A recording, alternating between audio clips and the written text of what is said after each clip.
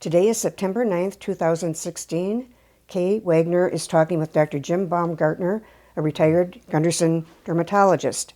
Dr. Baumgaertner began practice with Gunderson in July of 1980 and retired in December 2014, totaling 34 and a half years of practice. Is that correct? That is correct. Well, welcome, Dr. Baumgaertner. We're pleased to have you here today, and Jay Chautka, Medical Media, is behind the camera. Do you have any corrections or additions to the introduction? No. Okay. We'll start off with where you grew up. Did you grow up in Minnesota? I grew up in St. Paul, Minnesota, born there, spent my first 18 years there, graduated from St. Thomas Military Academy, Catholic Boys Military School, and then moved to Southern California with my family. Lived in Glendora, California, where I attended California State Polytechnic University in Pomona, California.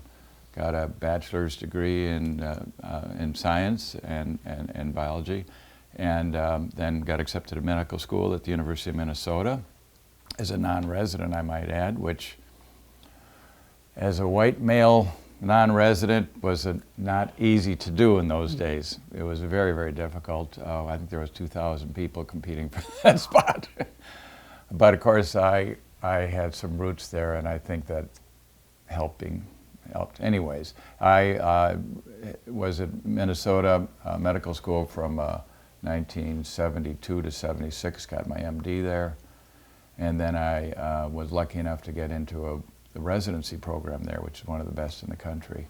And so I was there in dermatology residency from 1976 to 1980. I did my internship, which was more of a rotating internship at Hennepin County Medical Center, Minneapolis General, which was a wonderful experience too. And I came here fresh out of training and age 29 years old as a staff dermatologist, and that's pretty young. July 1st, 1980, moved into the house we're sitting in right now, so I haven't changed a whole lot. What did your folks do? My father was an engineer for Minneapolis Honeywell, and he eventually became the director of engineering at a Honeywell in Southern California. He was both an electronic engineer and an aeronautical engineer.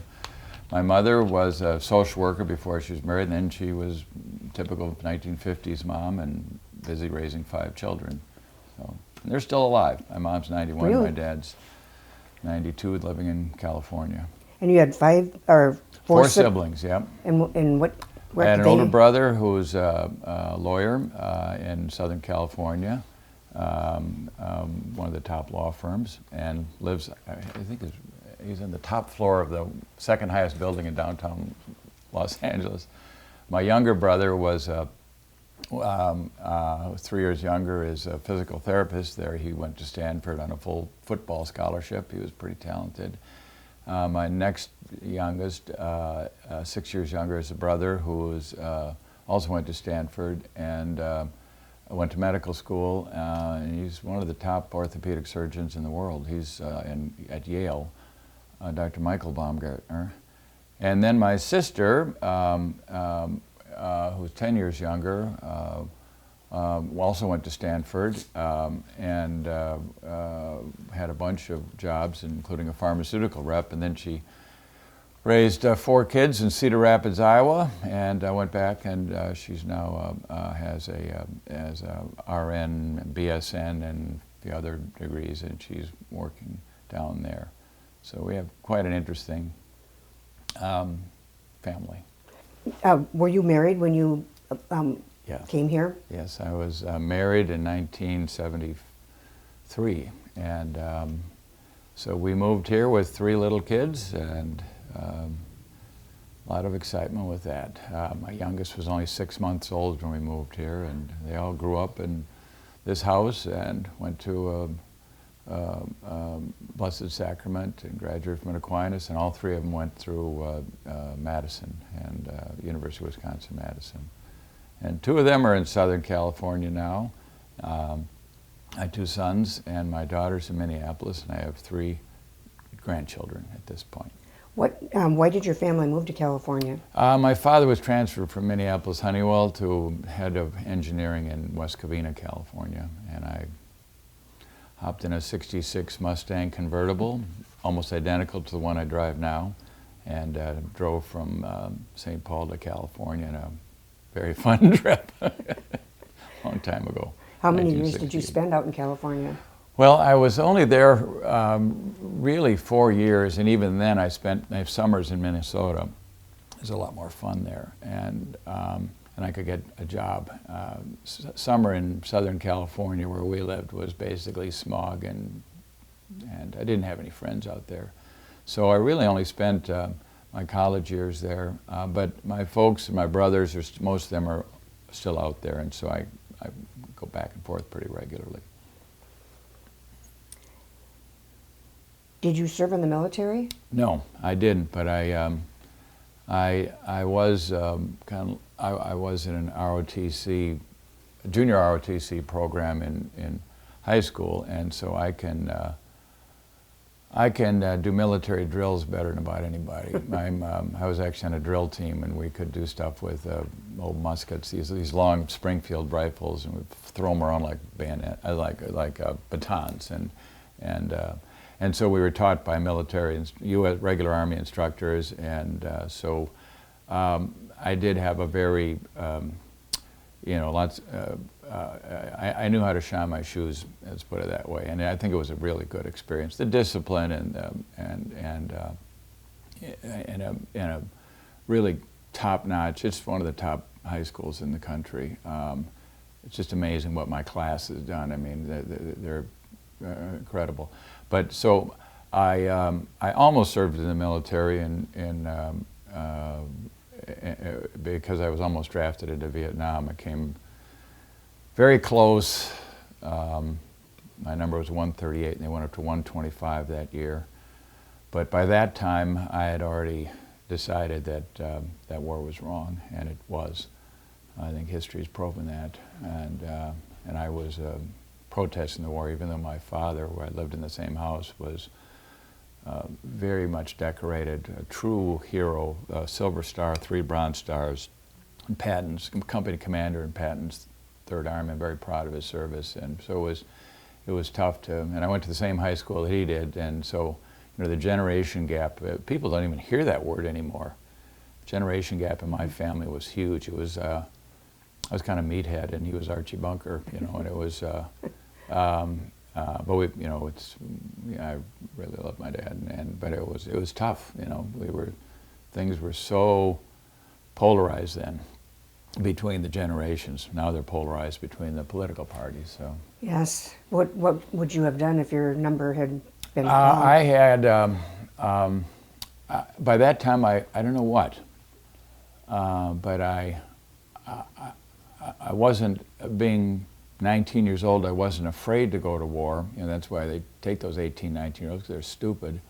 I mean, excuse me for those who have served, but they tend to, you don't think as much when you're 17, 18 years old, particularly if you're in college, and when you're a little older. But I had thought enough, and I had met enough veterans who have come back from that war, some that didn't come back, and the lying that was taking place from the White House, from the Defense Secretary, the illegal secret invasion of Laos. We still left 80 million cluster bombs there, which are killing and maiming 300 people a month to this day. Is that right? To this day, we weren't even supposed to be in that country. I protested that with, in the streets. This was just wrong. It was just wrong, and. Anyways, I don't know what I would have done, but I wouldn't have gone. I had the 2S college deferments, but I voluntarily gave up my 2S in late November of, I think it was 1971 probably, at the advice of a draft counselor, because they knew that the number wouldn't come up before the end of the year, and then I would be free. That was the way it was played. And as it turned out, they went almost to my number, and that was a little scary Christmas and New Year's, because if you're old enough, you remember every newspaper would have the have the news and weather in the upper left-hand corner. In the right corner would be the draft number, how high they were up to, and that really pretty much determined your fate. People have no idea what, I mean, you know, now with the voluntary military, and that's also why we don't have the protests about all these endless wars that we have, because it's only people who want to do it, and it's not.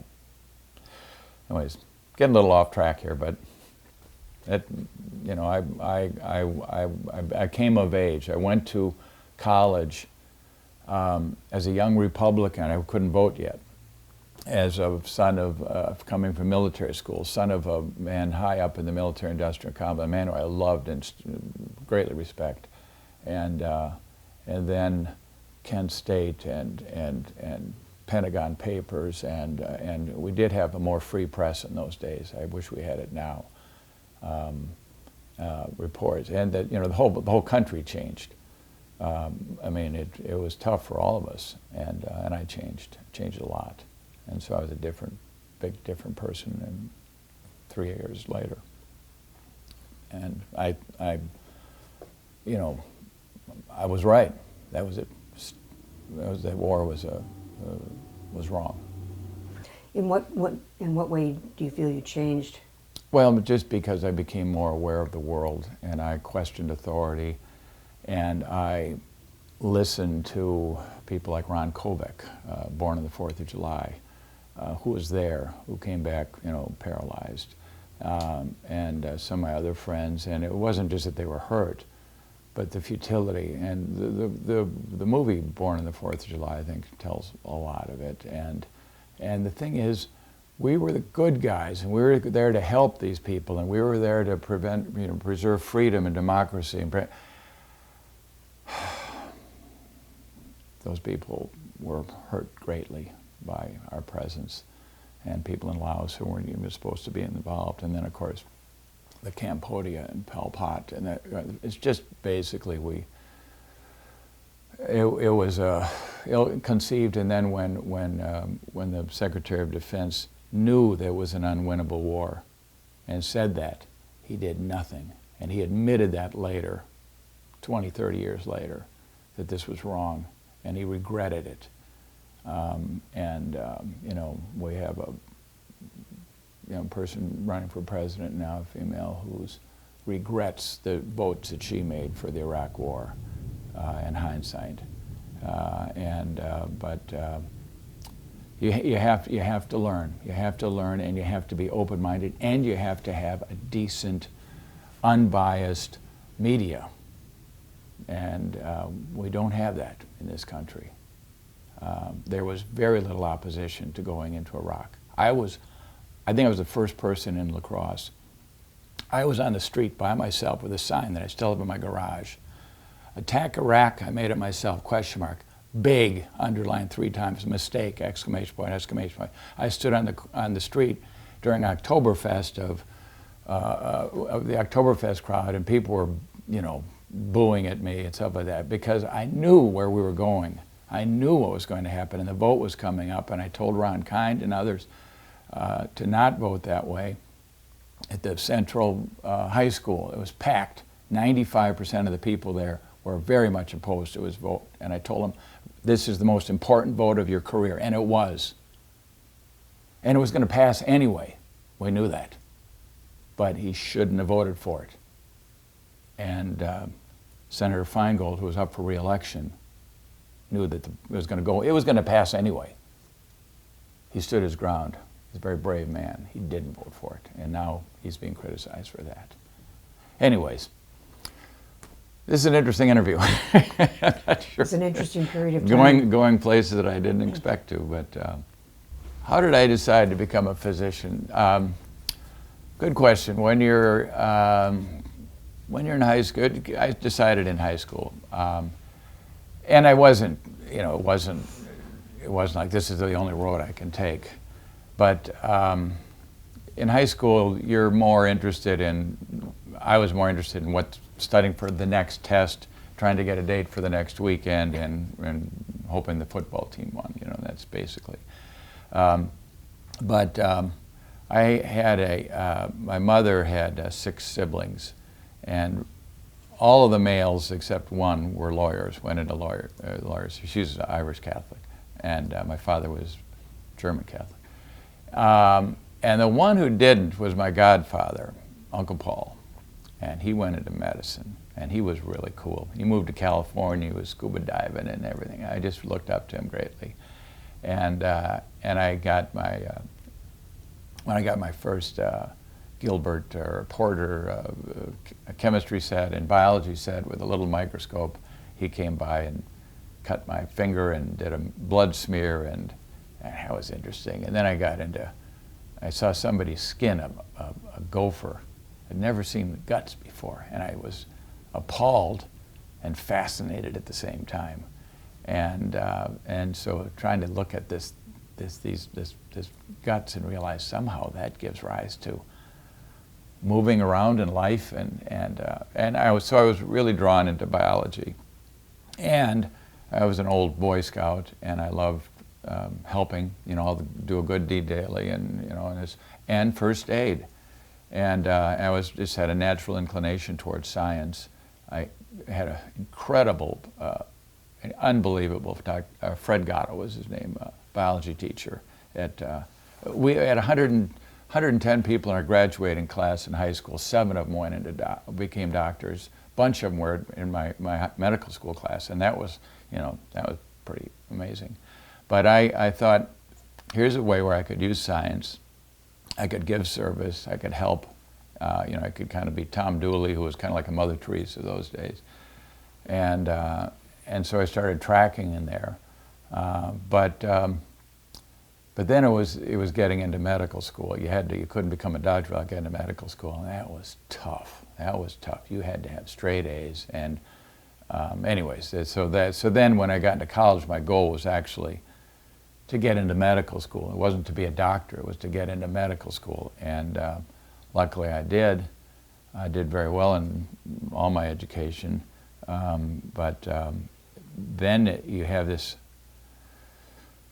real scary situation when you're finally in medical school and you're sitting in these classes, and it's really tough. At least it was very tough for me.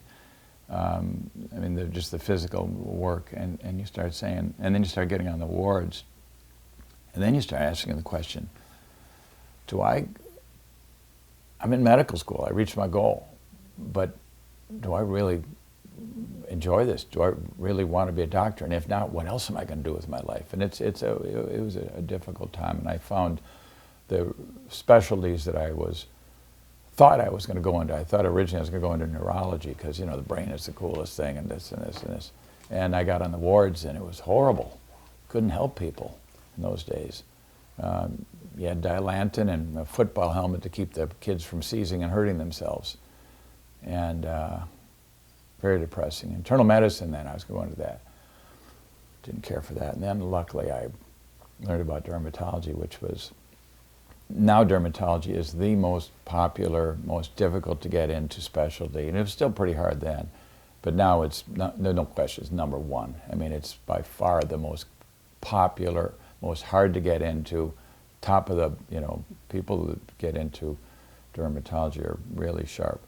And that was really sharp too, but I was so happy I got into that specialty, and I've loved it, absolutely loved it. It's the best. I look at so many other doctors, internal medicine. The average internist spends all of his day writing prescriptions for blood pressure and statin drugs and looks at numbers, and the patients are fat, and they come back and they're fat, and they're not healthy, and what have I accomplished? Oh, here's this cholesterol number's gone down a little bit, but have I really helped the patient?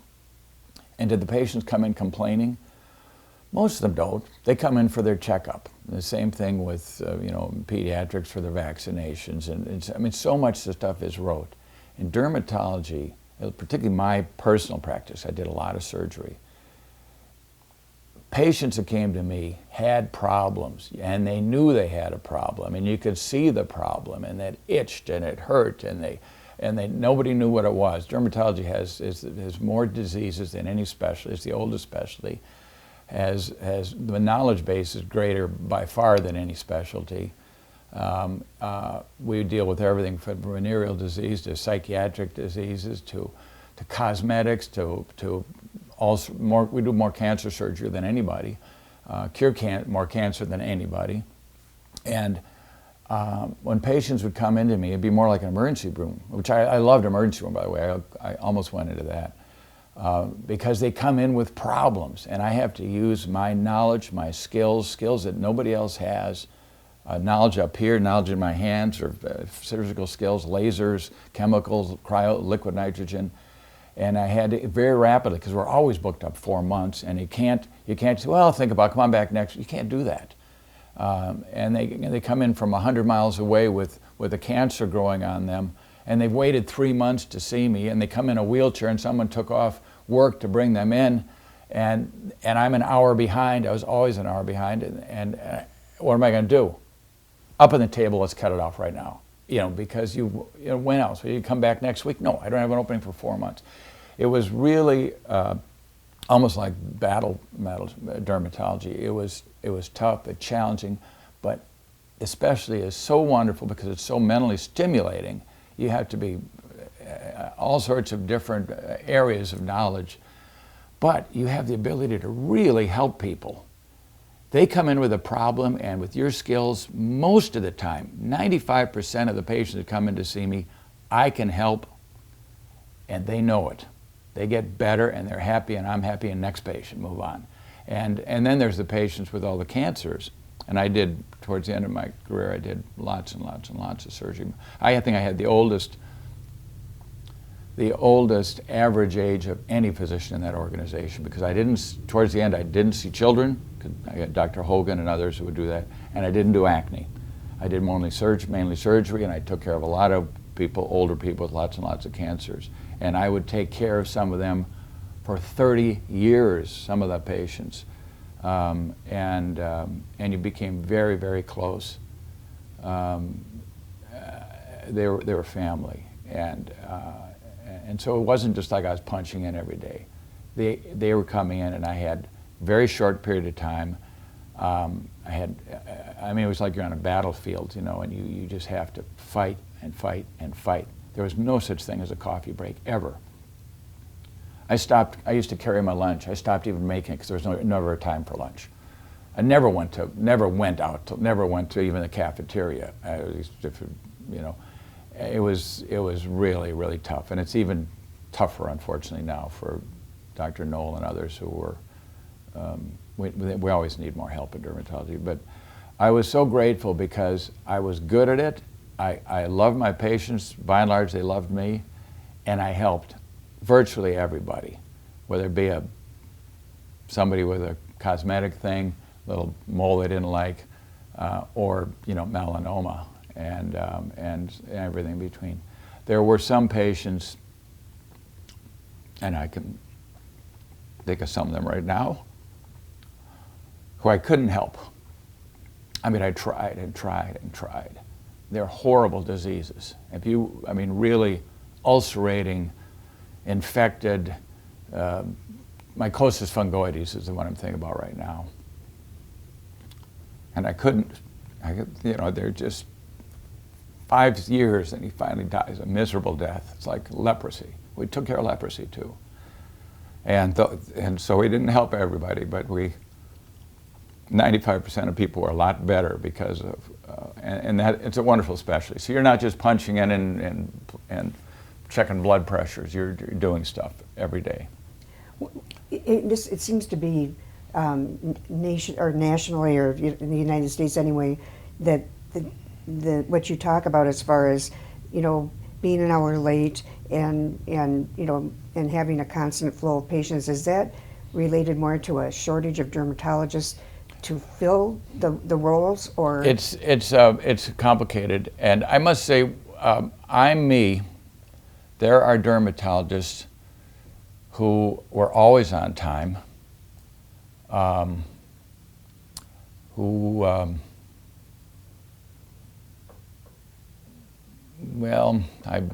they were just very click their heels, and they would refer a lot. They didn't do a lot of the surgery. They were kind of triage. And they were always there for lunch. And I ended up getting a lot of their patients. Because people, you know, basically, I had a dermatology friend from the East Coast who has his own office, and he had a sign on the office door saying the goal of his practice. The goals were to give top-notch, you know, technically and top-notch care, compassionate care, listen to the patients, and to be absolutely on time and punctual. And then below that he says, you can have 2 out of 3. So which 2 do you want? And so I was criticized a lot for, you know, being behind. But my job was much, much, much more like an emergency room. I didn't know what was coming out. I might have known the patients, but I didn't know if they were coming in with 1 cancer, 5 cancers, a leg ulcer and cancer, psoriasis, and, you know, 3 or 4 things at the same time. And I didn't have the luxury of saying, come on back next week, we'll do that. You just have to try to do as much you can as fast as you can, and being human, and you know, and I tended to talk, and because I love my patients, and I also got involved in things way beyond dermatology. I'm treating the whole patient, nutrition. I did a lot of alternative therapy, and I don't like the term alternative, but let's put this non-big pharma, things with supplements, things with anything I could use that would help my patients. Whether it be a chi machine, acupuncture, massage, exercise, and of course diet, which is probably the biggest single thing for good health. I would try to steer them in that direction, again with the time limitations I had. It wasn't just about, you know, a little whatever they had in their skin. In my current practice at Neighborhood Family Clinic, I work 2 days a week. Just in the last week, patients come in for a skin tag. What a waste of my time. No, they got a skin tag because they got insulin resistance. That's also why they got a belly that goes out to here. That's also why they got a brown neck called acanthosis nigricans. That's also why their blood pressure is up. And this is pre-diabetes. And I can just spot that. And I look at their knuckles and I know that. And I do the blood test that confirms that. The blood test, by the way, that no other doctor does, a fasting insulin level. And I mean, they've been, this one patient I saw last week had been to their doctor. Triglycerides, good. Cholesterol, fine. You know, glucose, better than mine, fine. But I can see with my eyes, this patient's got insulin resistance, big time. And that's why she can't lose any weight. Because you cannot lose weight when you've got an insulin level of 29, fasting insulin level. It's impossible. And she just keeps putting it on and doesn't understand. And so it takes a little time. Now, fortunately, in the job I'm at now, I have openings in 2 weeks. It's like, oh, what luxury. So anyway, I think bottom line is I love dermatology. I love the fact that I could help so many patients. And I could see, they come in itching, and a few days later they're not. They come in with scabies that no one's diagnosed because it's hard to diagnose. I diagnose it, they get better. They come in with terrible hives. They come in with horrible total body psoriasis. I can help all of those things, and it's dramatic. But it's also unpredictable. I don't know that they're coming in with that. It's not like they come in to have their teeth cleaned or something like that. And you know it's going to take 15 minutes or something. So it was a juggling act all the time. And fortunately, I didn't have enough help, frankly. I always asked for more and I wasn't getting it. But I would get a medical assistant and they worked extremely hard because they were answering the phone, they were helping with surgery, they were chaperoning me, and they were trying to be in 4 places at once. And I was blessed that the vast majority of them, I had a number of them, one of which was with me for 17 years, Liz Mills knows her name. And I was closer to her than anyone. I spent a lot more time with her than I spent with any other female. Including my wife, because I was, you know, you're just really working hard. And they supported me, even though it meant that they didn't get home in time for our kids and stuff, and working overtime and working through the lunch hours, and they were really, really good. You were asking before about why we don't have enough dermatology. It's a complicated problem. They only produce so many. State of Minnesota, about 7 or 8 a year, maybe 9 at most. Some Mayo and Minneapolis, and here in Wisconsin, Madison and Milwaukee. Most of them are women now, because the women are tend to be the best and the brightest. They're at the top of their class, and they are attracted to a specialty like dermatology. And most of them a lot of them end up having babies when they're residents, and they have daycare, and they have this and this and this, and they end up in the big cities. And if they don't end up in the big city, they don't go a few miles to La Crosse. They go south where it's warm or whatever. So that's one of the reasons. But dermatology also is a it's 4 years of residency, and there's a lot of knowledge there, and it's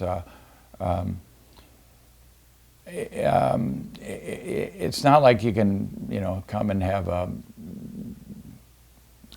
teach somebody in 3 months on how to do dermatology. So there's a lot of reasons, but the bottom line is in La Crosse, Wisconsin, it's been tough. For us, for Mayo, it's been tough. Years ago, when we had openings in the 80s, we'd have 2 or 3 people apply for one spot. It's not that way anymore. We went 11 or 12 years trying to get one new hire. I think they've got a couple new ones now, and good luck. Hope they get a few more. Anyway, but it's a wonderful specialty. Another reason is in the last 30 years, we've become more cosmetic with the advent of Botox, particularly in the mid-90s. I was the first one in the whole area to do Botox. I didn't do a lot of it, but I started the cosmetic program at Gunderson, and it wasn't where my heart is, but I knew that cosmetics was going to be a big part of dermatology, and if we're going to be attracting people in the future here, we're going to have Mohs surgery, we're going to have laser surgery, we're going to have cosmetics and all of this stuff, and so I went into that. But a lot of the residents get into that, and if you're doing a lot of cosmetic, you're not doing a lot of psoriasis and leg ulcers and other things. There's just so many things you can do, and so that makes the demand for medical dermatology greater. So, at Gunderson today, is plastic surgery handling most of the cosmetic, or is it spread between both? Right now, it's spread between both, but because of the unique, hopefully temporary demands for dermatology, I stopped before I retired. I think 3 or 4 years before I stopped taking on new Botox, new fillers, filler substance, and I really, I took care of the patients I had. Even after a while, I said, no, I'm not doing fillers. If you want fillers, go to somewhere else. Because I felt the cancers and that sort of thing came first. But it's been split between, in a perfect world, there'll be plenty of, we have a wonderful cosmetic services department which I started, and we have a medical esthetician there who's very good with lasers and corrective cosmetics, and she loves her work. Kim Gay is her name, and I hope that they are able to attract. I think they've got 2 hires coming in this year, more derms, so they can better populate that. But because of the situation we're in, it was kind of the default mode was plastics was I think they still have their own problems, but not as big as ours in terms of manpower, and so people tended to go over there for the Botox and things like that. But originally most of these things started in dermatology, and I'm hoping that they will be able to. I mean, dermatologists invented basically Botox, cosmetic Botox therapy, and hair transplantations and chemical peels and all sorts of dermabrasion and all sorts of cosmetic procedures. How did you come come to Gunderson, or did you know about it? Oh, that's interesting. I was just saying how difficult it is to attract dermatology. In 1980, this is hard to believe. Now, I grew up in St. Paul. I went to California for a few years, but basically my heart was in Minnesota, and it's where I was going to come back to. That's where I was going to raise my kids, and blah blah blah. And in 1976, when I was about to graduate from residency program, I was looking for jobs, and it's hard to believe. There was one opening in the entire Twin Cities area for dermatology. This is before cosmetics. This is when we were just beginning to do a lot of surgery, just beginning. Journal of Dermatologic Surgery and Oncology, the first edition of that journal came out when I was, in the middle of my residency. And I was offered a job at what was then Group Health. It was one of the first HMOs. And their first dermatologist was a female who was a year older than me, who I loved. We worked together. She was just fantastic. And I just said, it's a perfect job. And I went to interview for that job. It was a formality. She had already, and they canceled the interview because the board of directors decided that they could get a family practitioner for $34,000 a year instead of a dermatologist for $40,000 a year, and they canceled. So I was there. There goes the only job in the area, and I had never been to La Crosse, even though I grew up in St. Paul. We always went north. We'd go south to maybe Red Wing, skiing, and the fall colors were coming up. And somebody said, who had been a rotating intern at Gunderson, he was in residency now.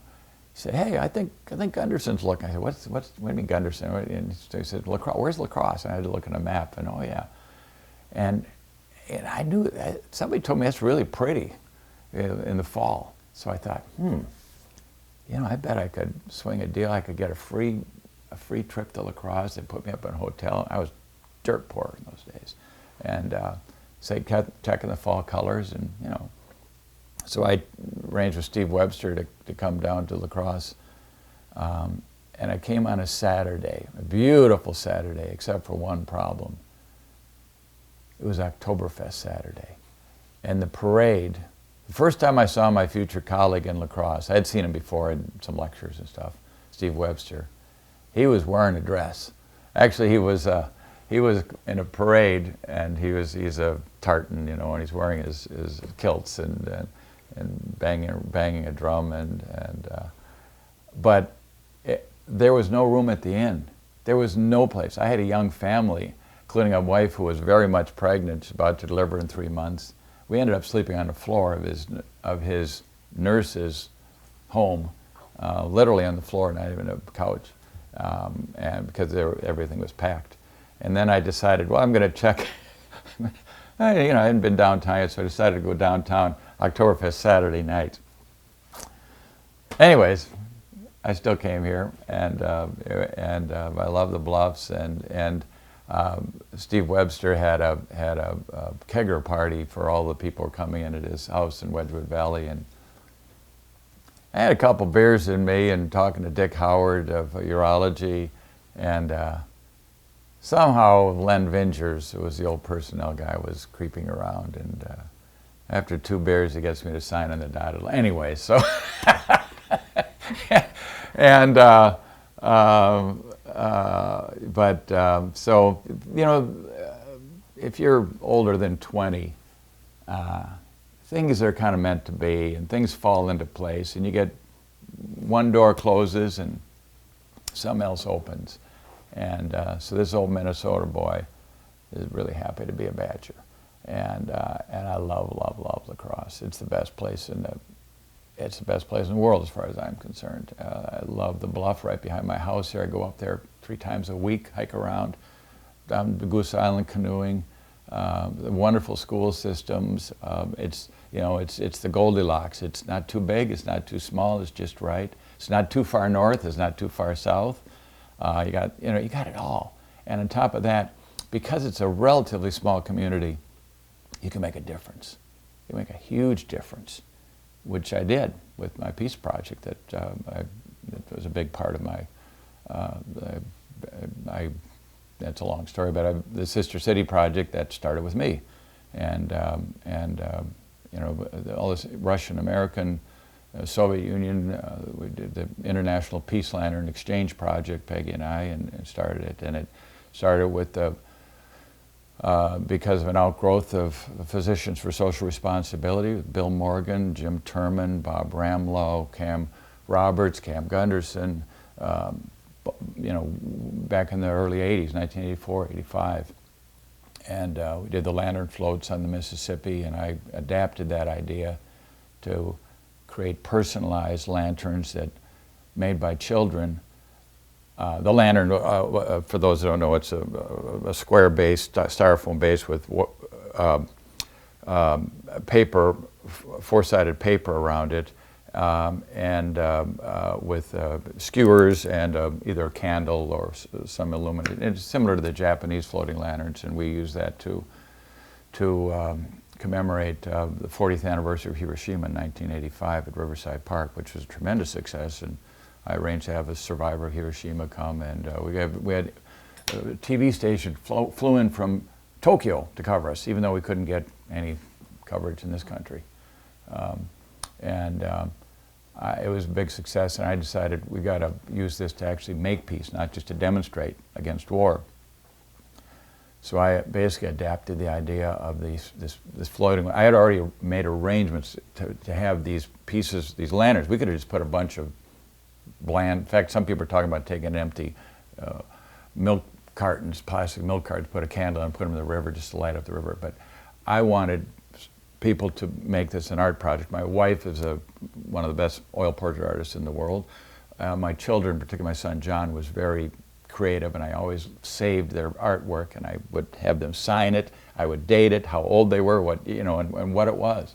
And so I was really into art, and I wanted the children to help make these lanterns in advance, and to put a little picture on it, their name. And I had the idea, these lantern shades are really beautiful, and we could use that as a means of exchange. We could use it like a pen to initiate a pen pal, and since they have art and a photograph of the child and a lock of their hair and a thumbprint and a name and address, and this is my school, this is what I like to eat, this is my favorite TV shows, and a message to my new foreign friend. It was just the beginning. One panel was like that, the other. We could use that as initiating pen pal exchange, in particular, of course, between the United States and the Soviet Union. This, of course, is long before the internet. This is 1985, I drew this up. And so I went full blast into that, had a press conference very similar to this, sitting right in this room with Dick Miles, La Crosse Tribune, 2 TV stations. Again, we're in a little town. That could never happen in Minneapolis.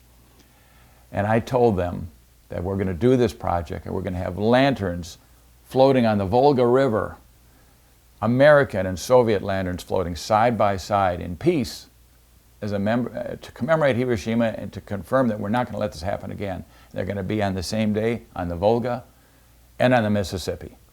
And here's how we're going to do it. And of course, I had an idea, and I had a lot of work, but we did it.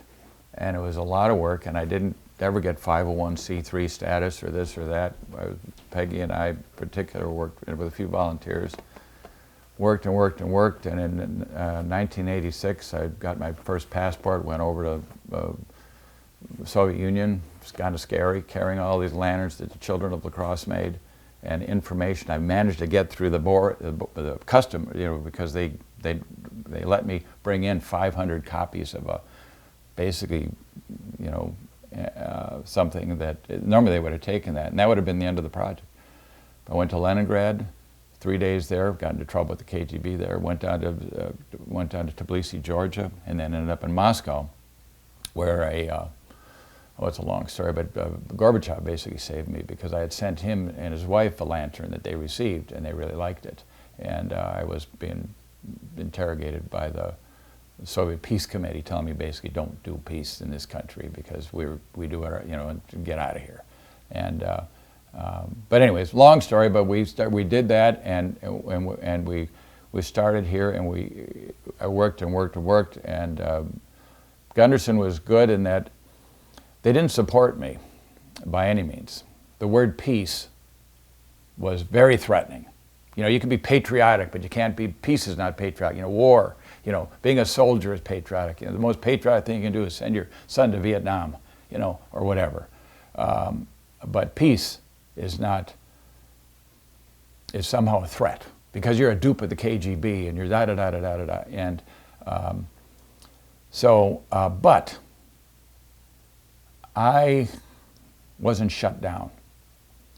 I borrowed a fair amount of their copying machines. I made some long-distance phone calls. I mean, we had to. We didn't have internet. We didn't have this, and I created a network. And this was all done, after hours. I'd be at work till 8 or 9 o'clock. Then I'd come home and I'd work literally till 2:30 in the morning as Peggy going to test every single night. But we accomplished great things. We eventually became the largest I think it was the largest grassroots peace, from the people, from the grassroots, not peace project, probably in the world, although nobody hardly even knows about it now. But we had 29 countries that I'm aware of, 250, and I say that I'm aware of because it's not like we had this website, and that none of that existed. And trying to communicate with the Soviet Union, you couldn't call them up. Cables we couldn't do. We had to actually find people who were going over there and to hand carry letters. We did send some letters, about half of them got through, but it was a 6 to 8 week turnover time. But I spread a lot of information on that first trip. I broke away from the in-tourist groups, and I'd go into street corners and find black market people because I could trust them. And I'd go into schools and hospitals and Dom Druzhba's House of Friendship and all this stuff, and just pass out things and talk.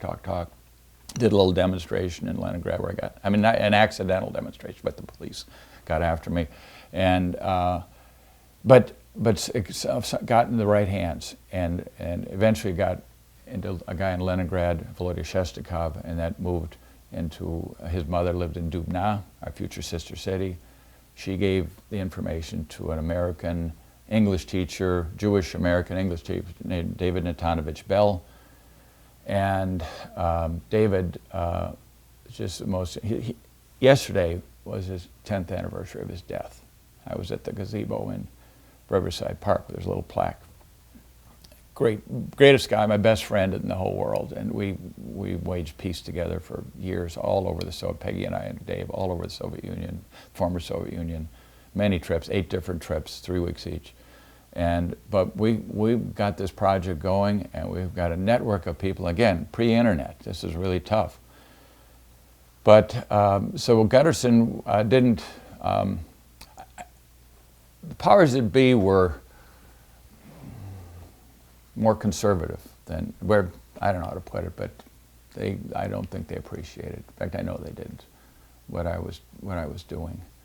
But later, because of Jack Schwemm, who was the head of, in those days Lutheran Hospital was separated, his wife, Marty, who's still one of our best friends, was with her at lunch yesterday. She's an art teacher, and Peggy's an artist. And the art teachers of La Crosse, and the Catholic, particularly the Catholic schools who had a little more freedom, they were the ones who started helping us get the project off the ground. And Marty, I'm sure, had some influence on Jack, and Jack was all for this, and he helped Sandy McCormick, who worked, and all this stuff. So we had a happy mixture. And then as the Cold War started cooling down, and to a certain degree because of people like us, who actually, we won the Cold War in La Crosse. By the time the Soviet Union ceased to exist in December 25th, 1991, we were friends. We had already received 2 delegations from over there, and they were played at Viterbo and on and on. Busha Lagovier, who's still here. She's now grandma because her son grew up in La Crosse, went to Aquinas, went to Blessed Sacrament with my kids. He's now a doctor. in Columbus. And they got a little kid. I mean, there's just all sorts of stuff. I'm very proud of the ramifications of this. But it was tough. And Gunderson didn't shut me down. And eventually, of course, they became a huge supporter. We started sending all sorts of exchanges going on, and we made a huge impact. We were written up in the front page of the Sunday New York Times as a city that knows how to do this, and how we were leading the way for the new Russia, developing models of healthcare delivery, and setting up a university, the first Alcoholics Anonymous program, Diabetes Institute.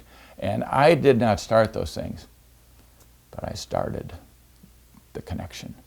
And I feel very proud of that and what became of that. But of course, I was working with other cities too. I was in Novosibirsk, down in Sochi, north of Leningrad, all the way around Moscow, Budapest and Krakow and Warsaw and Belarus and all over Ukraine. And it was a very exciting time. They even made a movie of Peggy and me in Ukraine that apparently everybody in Ukraine saw. I don't know. It was like a 20-minute movie at the movie theaters. And I was like a rock star when we'd go over there. There'd be, every place I come off the trains, there'd be sometimes literally a red carpet.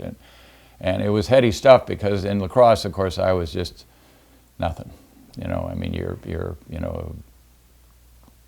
prophet in their own town and all that sort of thing, or visiting fire, Yeah. But we made a big difference, and it was probably my proudest achievement in my life was not so much dermatology. It's what happened with this peace projects, and we made a difference. We made a tremendous difference in so many lives, and unfortunately, we're going back to a Cold War now, so it's very maddening. But anyways, David Bell. Actually, what I'm sitting in front of right now is actually, this was given to me in 1990 by the city of Dubna. It says Lacrosse, Dubna. And this was the open door to friendship. And here is the symbol of friendship, the samovar, and the happy family. And this was handmade. And here's the samovar they gave me and Peggy. And anyways, this whole place is this whole house is a big museum with all sorts. This is from Ukraine and just everything. But anyways, that was to me very, very exciting, and kind of my life work. But I was able to do that also because not only did Gunderson tolerate, but my colleagues, my dear colleagues, Steve Webster, Carl Knoll, Jim Hogan, I could, and being dermatology what it was, I could take off 2 or 3 weeks if I gave them advance warning. I could leave. A lot of specialties, you just can't do that. Now it detracted a lot from my family vacations. We didn't have a summer vacation for 10 years because this project peaked in the middle of the summer, around the first week in August. And but I was able to do those trips, and my wonderful wife went with me on all but the first one. And we went to we were front page news in Nagasaki, Hiroshima. We went to talks in New Delhi and Agra, where the Taj Mahal is. But mostly it was Russia, Ukraine. So it's kind of a segue from, but that's my life, and something I'm very proud of. And I need to show one thing here. This is David Natanovich Bell.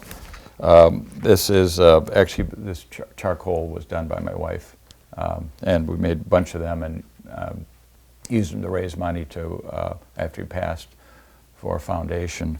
But this was my best buddy, and 10 years ago yesterday, in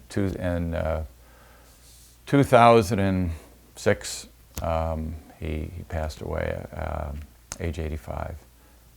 He was older than my father, but he was my best friend, and we had so much fun together. I miss him, but and anybody who had the pleasure of meeting this. Did you ever meet him, Kay? I don't believe so. Well, he had more friends. I mean, as Laurel and Hardy used to say, he had more friends in his little finger that I have in my entire body, even with my overcoat on. You know, I mean, it's just, he was just an amazing guy. Everybody loved him, and I miss him. I'm going all over, so.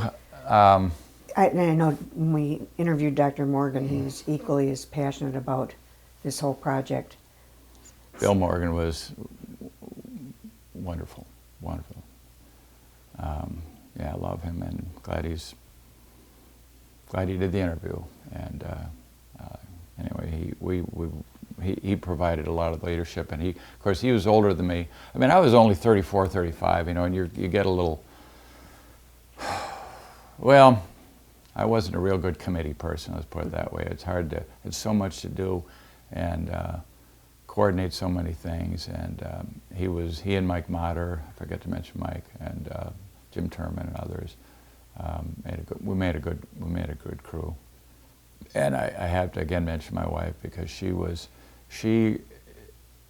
is and was one of the best oil portraitors in the country, well recognized. And she pretty much put her career on hold for about 8 years. I mean, she did stuff, but she couldn't do it to the fullest, because she was passionate about supporting me. And it wasn't easy. Anything like that, you can imagine, it wasn't a big honeymoon. There was lots of difficulties with my children, my wife, you know, but we were fighting a war for peace. Dr. Webster was here. Were you maybe the second dermatologist? I was actually the third. The third. Dr. Kara Getz, K-A-R-R-E. I'm not sure if that's the way everyone pronounced it. He was 110% Norwegian. He actually fought in World War II. He did. He was. His wife was was either Gunderson or a relative, I forget. I didn't know them real well, because he was only here for a couple months after I arrived. But he was the first, and he trained at Mayo, and I'm not sure when he started, but within a month or two of the time that I came here, and by August or September of year 2000, he had joined the American military, and he ended up going to Japan for a while, and as a dermatologist, and then I think off to Mideast, and so he was the first, and fascinating character, and I can't say much about him other than the fact that he was a fascinating character with a heavy Norwegian accent and a pipe that was always in his mouth. And I heard lots of stories, and one of the difficulties, I had a lot of difficulties when I first came here, but I was his replacement. Well, I mean, it's like, you know, Stephen Colbert's replacement, or, you know, or something. It's, you know, he and I were very, very different, and I was also by the book right out of residency, and you know, this is the way we do it, and over the years I've become a lot more like him, and a lot more investigating other areas, and but so my time with him was limited. Steve was the main thing, and Steve and I were Steve and I were the only derms for about a year and a half before Jim Hogan came on board. And that was, you know, looking back, my goodness, I was on call over half the time, because by the time I got here, Steve was so anxious to because he hadn't had much of a break, and he loved dermatology, politics. Eventually became president of the American Academy of Dermatology. Very gifted people person, and political type savvy, and more reserved. But his big love was going to Chicago, where the American Academy of Dermatology was, and that's not my thing. My thing was taking care of patients, and but we need Steve Websters. We need people that are going to be in the medical society, and this and this and this, and all those unsung heroes. and I was happy. I mean, I never complained about you know, taking care of business when he was gone. He was gone a lot. It was, because it was an important job, and frankly, one I didn't want to do. I didn't want to be, you know, the head of the county medical society or this or this. It just wasn't my thing. I wanted to take care of patients and one, you know. So, but so God bless him, and he's still doing his thing, and he's not practicing patients, but he's still doing derm and doing skin cancer screenings and still active with the academy. Great guy. Hard to find anybody who doesn't like Steve Webster.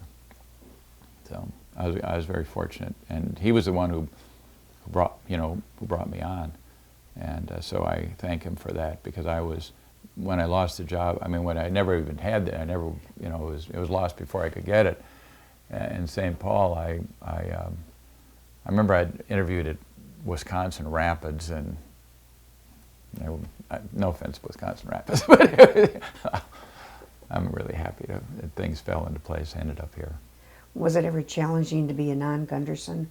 No, I don't think so, but I was so young that I didn't even understand the old boys club, or the old boy, if there was such a thing. It was a little hard, and I'm very sociable one-to-one with patients, things like that, but I'm not real good at, I could use more friends in lacrosse right now, and I always felt that I was an outsider, you know, kind of come in. A lot of the people here had trained, and I really, the people that trained and went through residency here in lacrosse had such a good, we're so lucky.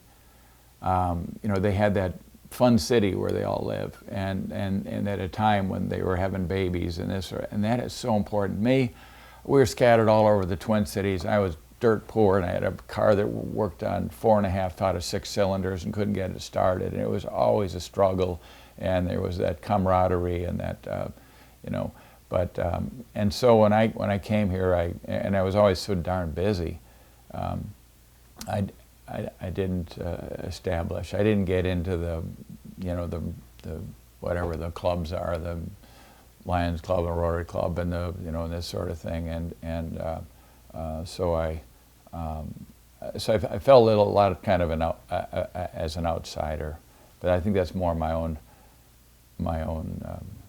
nature. I'm now going to switch to back into your field.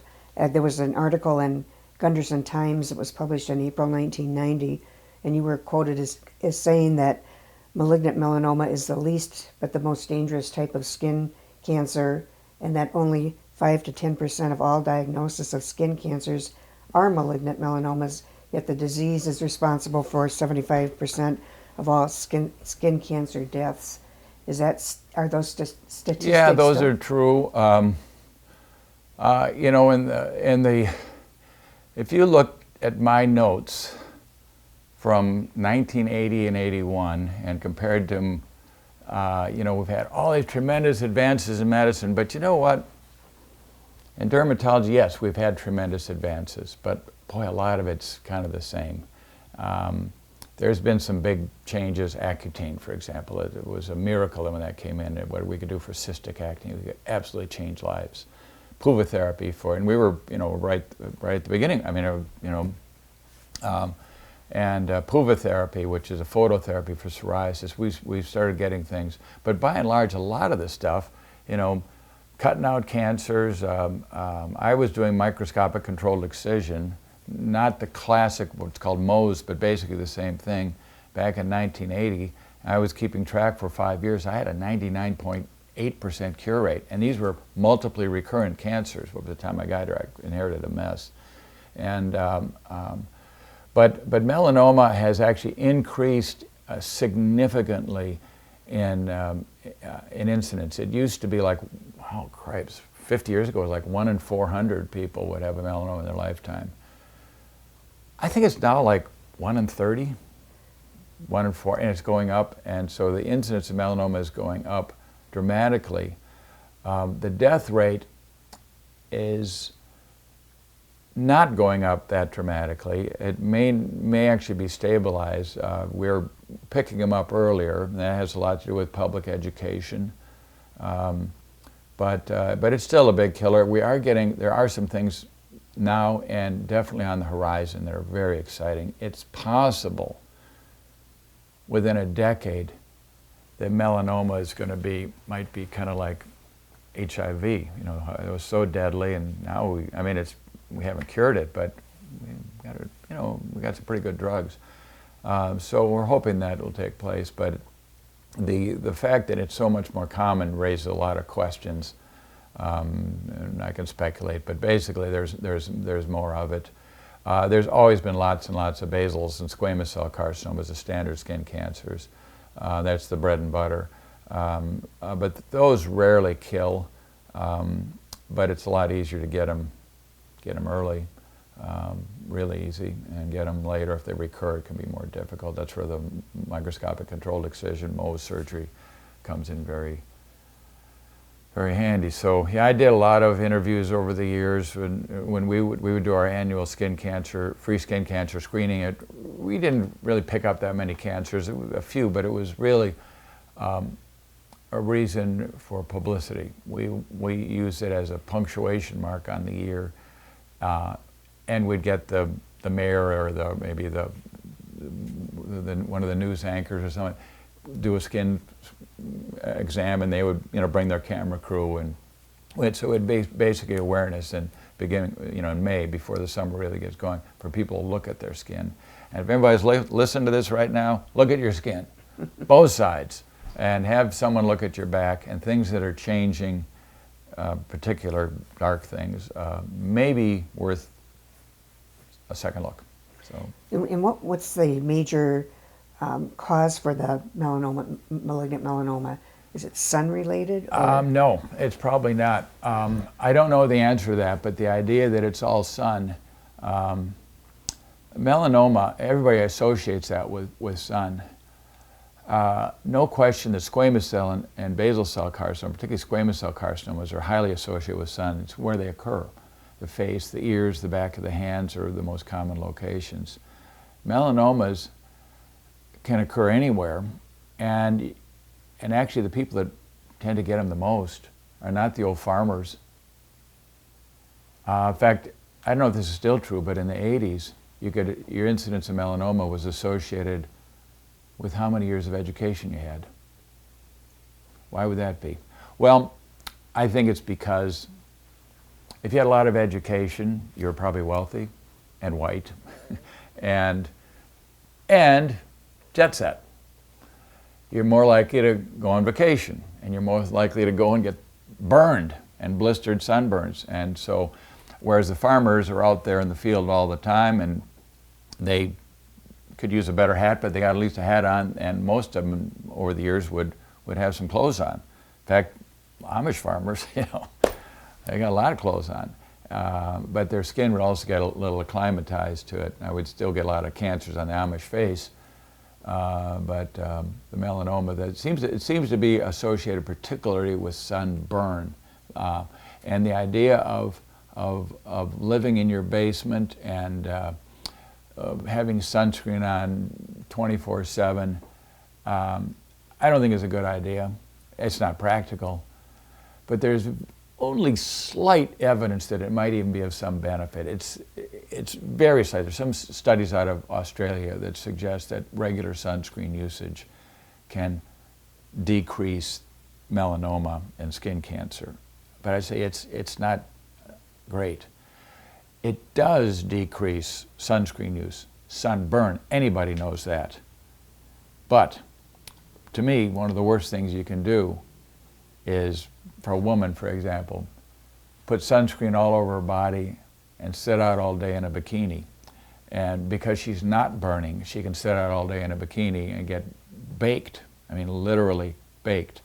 And baking, whether it be from an oven or infrared light, which goes right through sunscreens, they block some ultraviolet lights, is not good for the skin. And long wave ultraviolet. And of course, when you're putting your sunscreen on, you might have just enough to block some of the sunburn. But does the sunburn even have anything to do with the skin cancer tendency? We're not even sure of that. They're like two different things. You could be preventing sunburn, but actually inducing skin cancer. So I tell my patients, I don't want them to live in a dungeon. I tell all my patients to get on vitamin D by mouth, and anyone who's listening, 5,000 units a day is what you need, or 10. Not 400, not 800, 5,000 international units a day. That's the single most important supplement. Every single patient I've seen, new patient I've seen for at least the last 10 years gets a handout from me. And on the handout, I circle twice the importance of vitamin D.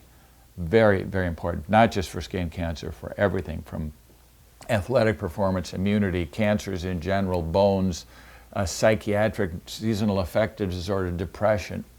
It's unbelievable. But anyways, with regard to sun protection, I tell my patients, wear clothing. And if you're going to be sitting on a lawn tractor all day, cutting the grass, cover this. Put gloves on. In fact, put a jacket on and a light jacket. Wear a hat. I mean, it drives me crazy when I see particularly bald guys out in their lawn tractors, or women with half naked with all the shoulders exposed and just doing this. Put some clothes on. Seek the shade. So don't go out of your way to get baked on. But of course, for the areas that you can't cover easily, the face and that sort of thing, certainly we want to use it. But I don't think that explains. I don't think sun is the explanation. I mean, people in the turn of the last century, in the Victorian era, their swimming suit styles and their sunburn tendency was much decreased because of what they wore. They'd always wear hats for one thing, the guys, and that changed, particularly post World War II, with the atomic tests in the Bikini Islands, that gave rise to the bikini, and people, and the worshiping the tan and that sort of. That definitely had an impact, but I don't think it explains the tremendous increase that is still ongoing. It may be something we're breathing. We still have a lot of radiation there from nuclear tests. Could be what we're eating. Could be plastics. I don't know. They're still working on that. But bottom line, take a look at your skin and have someone help you look at your back. And I think it's a good idea. I tell my patients, take your smartphone, get some baseline photos. Just don't put them on Facebook. Just keep them in reserve, because change is what we're particularly interested in. Well, I think unless there was something else when you talked about the Peace Project, and that sounded to me as if that was probably one of the biggest awards or gratifying experiences that you've had. Were there other recognition or awards? I didn't get hardly any recognition for probably anything, although I was proud that in about 1987, I think it was at the national. At that time, the Physician for Social Responsibility was a big organization. They were, and I won the highest award they give, called the Broad Street Pump Award. It's just a piece of paper, but it meant a lot to me because there was some recognition of what we did. And then, of course, I've got lots of things from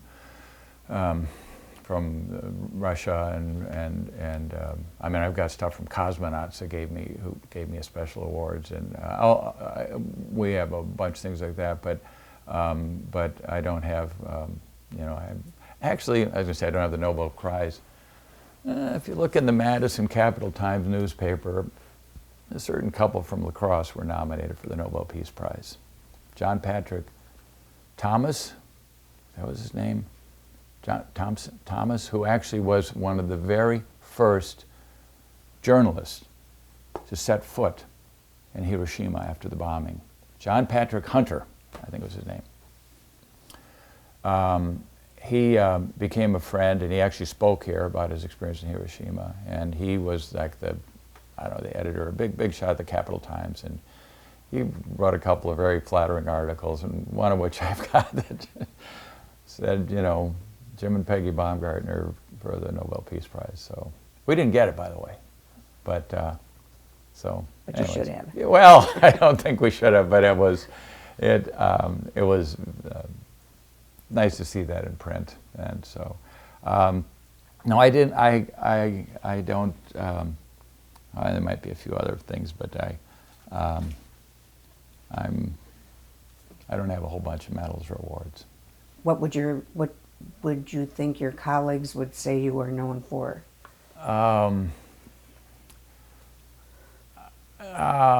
If it was 10, 15 years ago, I would hope they would say that I'm known for the Peace Project, but I was just last night at a concert with a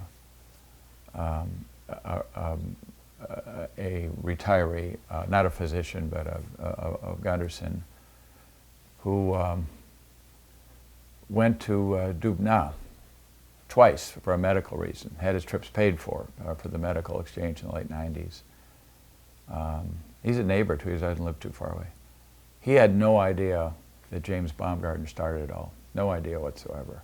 And I was kind of surprised. I walked last night, went to a concert together, and we walked over to the Dave Bell, the gazebo there, and he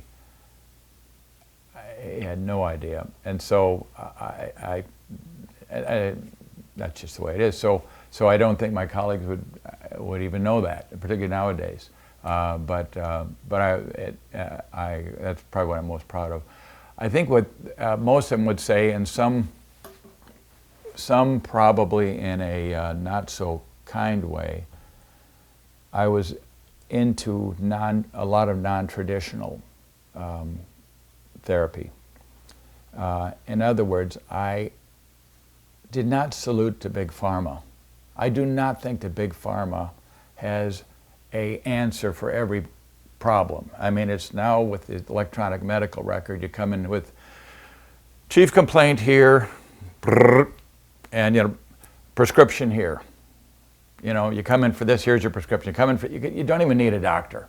You just go in and here's your prescription. And first of all, those prescriptions are way overpriced. That's a whole different thing. It makes me very, very mad. It's way overpriced. I mean, 10,000 times overpriced in some of these things. And they're generic. Doxycycline used to be 5 cents a pill. It's now $1.50, $2 a pill. Tetracycline, 2 cents a pill. Last I checked, it was $10 per pill. That stuff we were using in high school in the early 1960s. You can't even get it. It's just very maddening. So I have a very, I'm very broad-minded, open-minded in a lot of areas, including, politics, environment, all sorts of things. But also I look for treatments that can do, if I can find a treatment that's inexpensive, over-the-counter, safe, whether it be a food or a supplement or a procedure or like I said, acupuncture or whatever, and if there's pretty good evidence, scientific evidence for it, it doesn't have to be perfect, but I may mention that, particularly if it's safe and cheap. Give it a try. Vicks Vapor Rub for toenails seems to be working pretty darn good. You can use the prescription version, which costs about $10,000 to $15,000 per cure, if they even get one. I don't know if they get one. So there's a lot of treatments out there, and I think some doctors were offended by the fact that I would even delve into those things. They felt the dermatologist shouldn't be doing that. And I'll tell you, I think they particularly got offended when I told patients to go with leg cramps caused by statin drugs, cholesterol-lowering drugs, very common side effects. Many doctors deny it exists. It exists. A lot of that can be helped by coenzyme Q10, a supplement. And I got feedback, not only informal, but formal in the terms of my department chairman telling me to cool it, because certain doctors would have their patients come back and say, I got in this CoQ10 and my leg cramps went away. Why didn't you tell me about that? And they should have. And they should have. It works, not always. And so I got in some trouble. And I've been a huge proponent of vitamin D since at least the year 2000. And we still need, right now, pregnant women are supposed to be getting 400 units a day. they need 6,400 units a day. That's just, or at least 5,000. That will put vitamin D not only in them, but in their breast milk.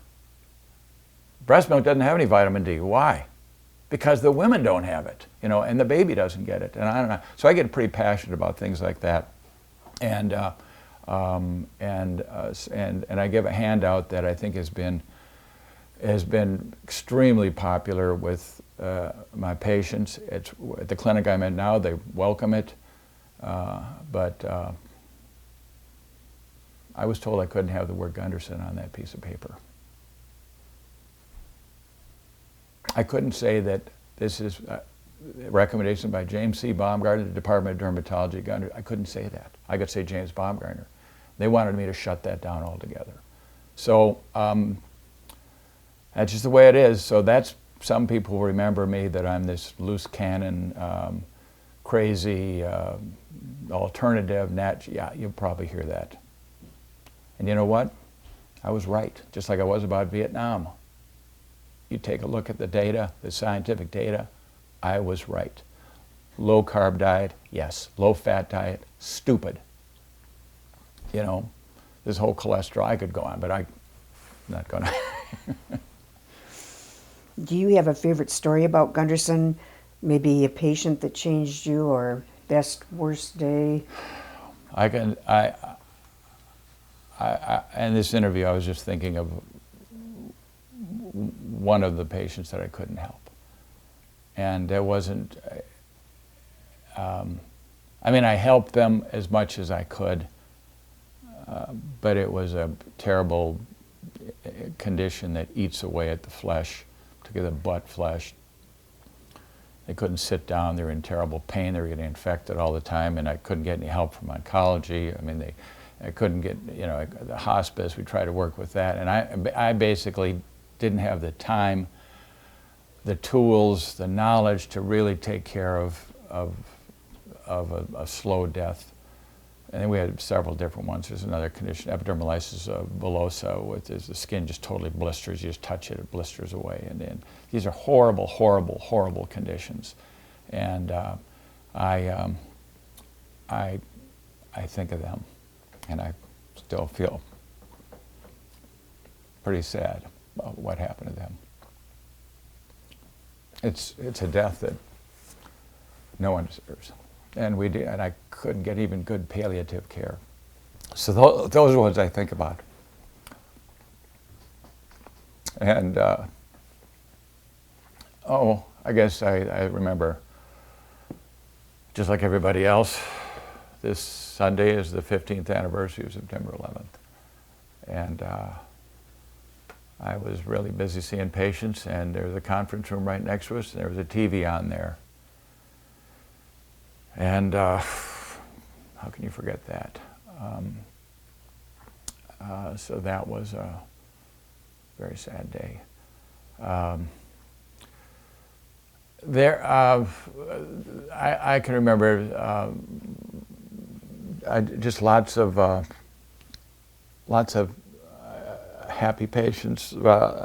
One thing that I missed when I retired, and this is one of the reasons why I'm back working part-time, I miss the laughter.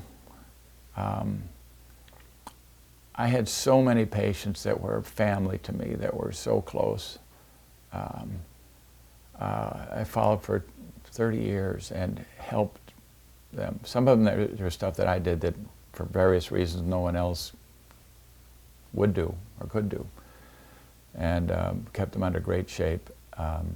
And then the patients with multiple cancers. I had patients who had cancers from the big toe to the top of their head, and all of the department, if I mentioned their name, everybody would know what I'm talking about. And even though they had bad conditions, I was like Floyd the barber in the Andy Griffith Show. They'd come in to get their hair cut or their skin cut or whatever, and we'd do a little cutting, a little freezing, a little injecting, and we'd laugh. And we'd laugh, and we'd talk about travel and grandkids and jokes and sports, and And that was one of the real joys of dermatology, particularly surgical dermatology, because your hands are busy cutting and sewing and moving grafts and stopping bleeding and stuff like that. Your mouth can do anything, and in fact your mouth is helpful because it takes off the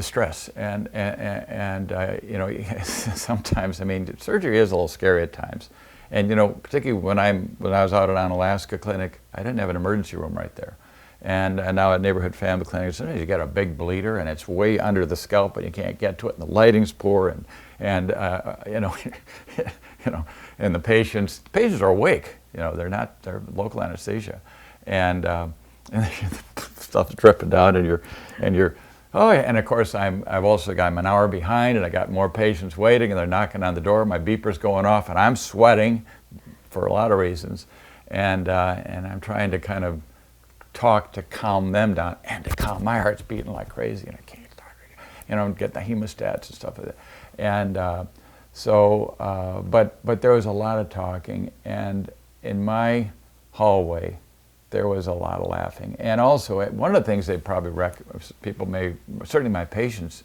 or anybody who's ever been to me at Gundersen, would say, oh, he's the one with the pictures on the wall. I had so many enlargements of photos this big on the walls that you couldn't see the paint. And they were all good. They were really good pictures, either travel pictures or kids, and kind of pictures that everybody can relate to. I found that when I would go to a doctor's office when I was young, and they'd have a picture of their family. Or I remember this one doctor had a picture of a family standing next to his airplane. Hey, this guy's not just a doctor with a white coat. He's got kids and he's into airplanes. And that somehow, you know, while I'm waiting for him to come in, did something to me, rather than going into a bland office and you're half naked sitting on a cold, and on the wall they got a black and white picture of this ugly woman saying smoking's glamorous, you know, that classic American Cancer Society, and you know, so I had a lot of things, and my patients, particularly the new patients, would come in to see me after waiting 3 to 6 months to get an appointment, after waiting an hour in the waiting room, and they could be hostile, and sometimes they were, but when they'd come in and sit, they would see this, and I would always have the best magazines, not outside, I'd have them inside, right next to the computer.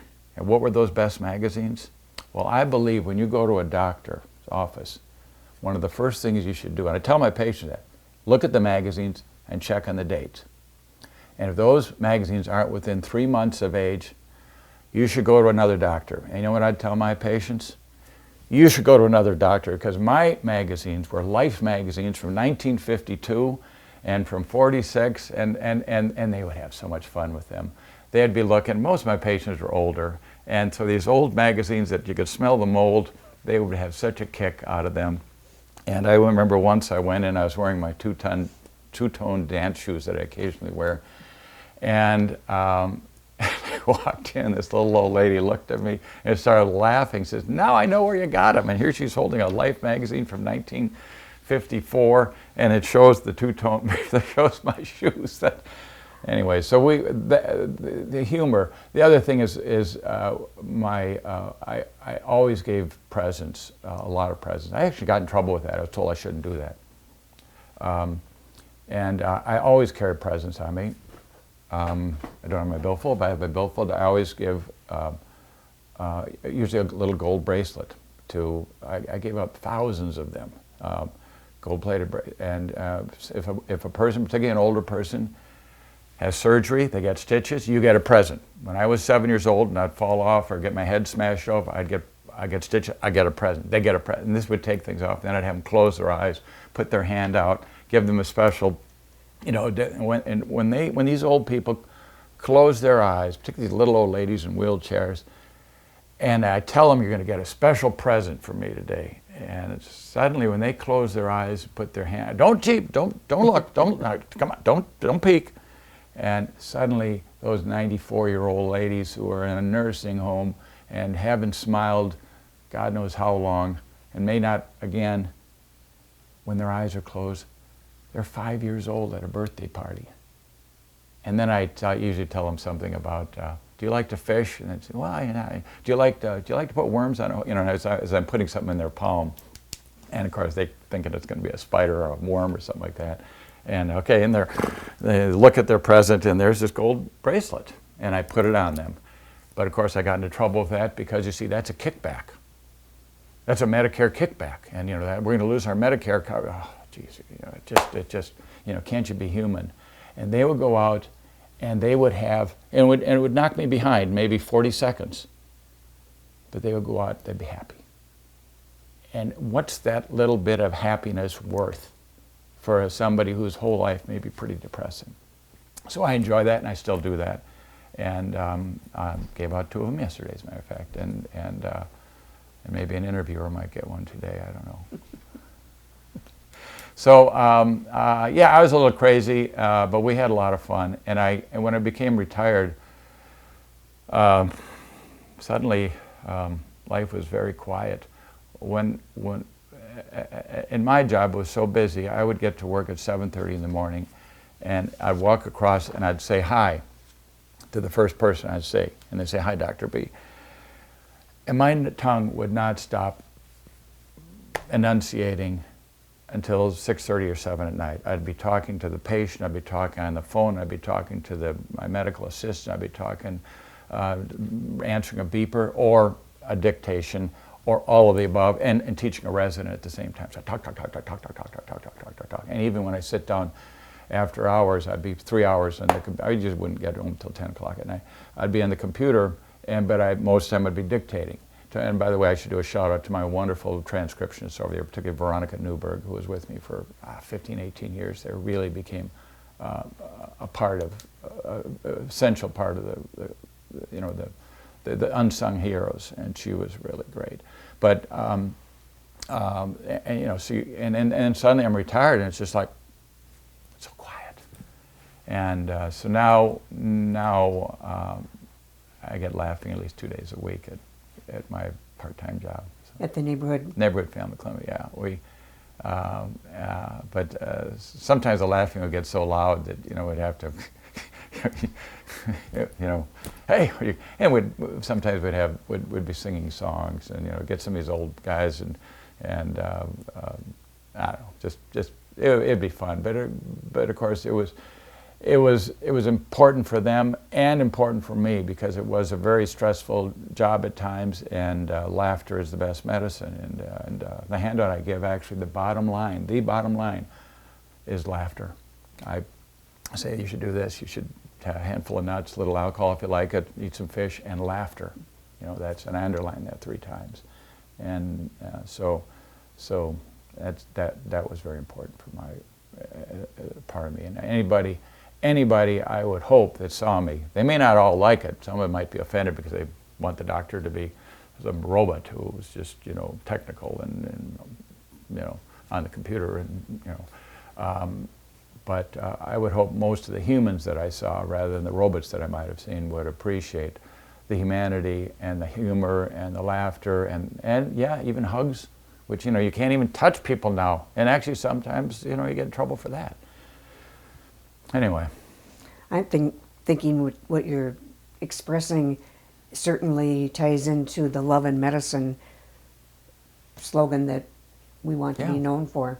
Yeah, it is. And I was always opposed to, particularly in the early days, spending money on advertising, billboards and stuff. That only came out in the late 1980s or something like that. And then having to have our, in those days we had,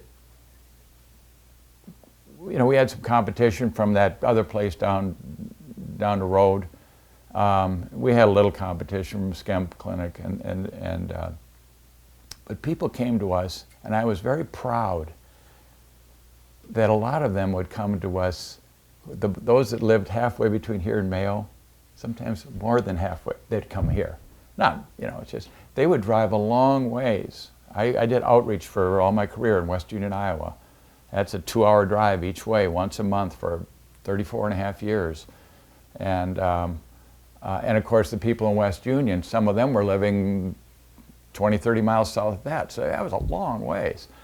But we had people like, Dwayne Table and Bill Morgan and Newcomer and Dick Howard and on and on and on. These ones that you may have interviewed if they're still with us.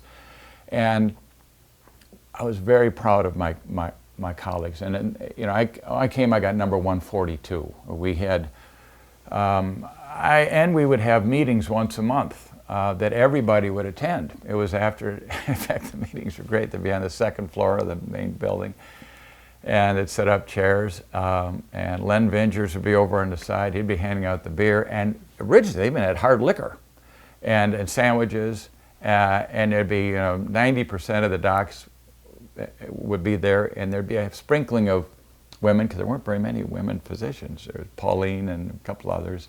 And it was a time to, we heard the finances and this and that, but you could see your colleagues, and you could, and the County Medical Society meetings once a month, and so you get to know everybody, and when you got a referral, you could picture the person, and sometimes, of course, you just catch you in the hall or talk or call, so there was a lot more collegial, but I was extremely proud, coming from the great University of Minnesota, one of the top places in the world. But it was a big ivory tower, just like Mayo is. And they're great, but what's special about Gundersen, we had top of the line doctors. I mean, the kind anybody would entrust their life to. And they cared, and they were human, and they were in a very human setting. So people, you didn't have to advertise, because we got these doctors here. And they know us, and we have this tradition of excellence and the tradition of caring and not gouging and easy parking. And one of the first impressions, very, very, very first impression, I was 29 years old. I walk into the main clinic building, which was pretty new in those days. Open the door, and there's 3 receptionists behind a counter. They were all gorgeous, and they were coiffed, and they had a little neck. And I said, wow, I mean, as a young man, you notice that sort of thing, and it was just a real special place, and then of course we had all these crazy Gundersens, and I remember when USA Today came out and did an article about this Midwest clinic that has all these brothers, this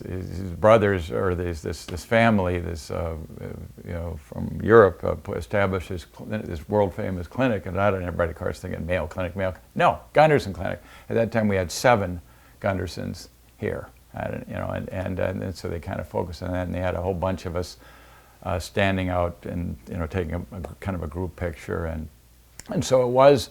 And we used to make I used to make a lot of jokes about the Norwegian nature, and all that sort of thing. I'm half German, half Irish, but I would tell patients, I've been here 5 years, and I've eaten lutefisk, so I'm basically Norwegian. And by the way, the smell of Gundersen was the smell of the Highland Brewery.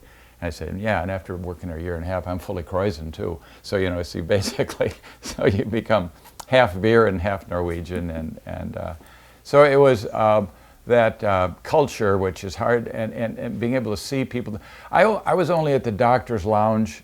In fact, do they still have a doctor's lounge? I don't even know. But I was at a doctor's lounge twice in my entire career. But there were people who actually had some time and would apparently go there, and I'm sure there was some collegiality there. And back in the early days, before I didn't have any time for lunch, I would go to the noon conferences and stand in line to get free food, which is the main reason people would go to the noon conference. And of course, you'd bump into colleagues. And doing consults in the hospital, you'd bump into colleagues. And that was very, very special. But I thought money spent on advertising was taking money out of the pockets of our patients, because if we were good, and and there was national ways to measure that too. But the word of mouth is the most important. And if people are recommending us, and we've got these wonderful doctors, these classic doctors have been here forever, you don't need to advertise. And but that was then, and so Those are the old days. Dr. Overholt had a lot to do with setting the Yeah. standard. You can't help do an interview of an old doctor without mentioning Overholt. Well,